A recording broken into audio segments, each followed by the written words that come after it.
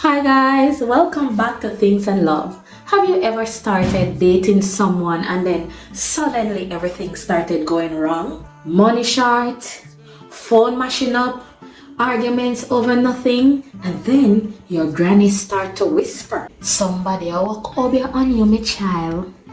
Hey, but think about it. Is it really dark magic that is messing up your love life? Or is it just bad communication or poor choices? Let's dive into the myths, the facts, and the things that nobody else wants to talk about.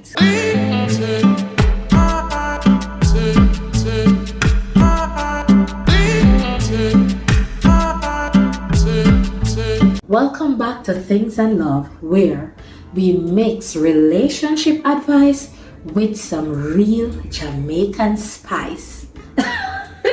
I am your lady Tanya, and today's topic, it is hotter than curry pepper. You know curry pepper? Obia and relationships. Obia and relationship myths versus reality. Before anybody at all jump to any conclusion, this video isn't about disrespecting culture or beliefs. Obia has deep roots in Jamaican history and spirituality. But let us be real.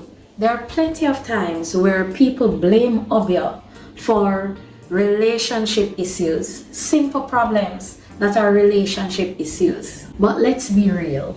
Sometimes people blame Obia for problems that might just be simple relationship issues. So what exactly is Obia? Obia, for those who don't know, it is an Afro-Caribbean spiritual practice. Some people will call it magic, some people will call it healing, and others, there are people who will fear it like a plague. But here's a question that I want to ask. Is it really messing with your love life? Or are there more practical explanation for your relationship troubles?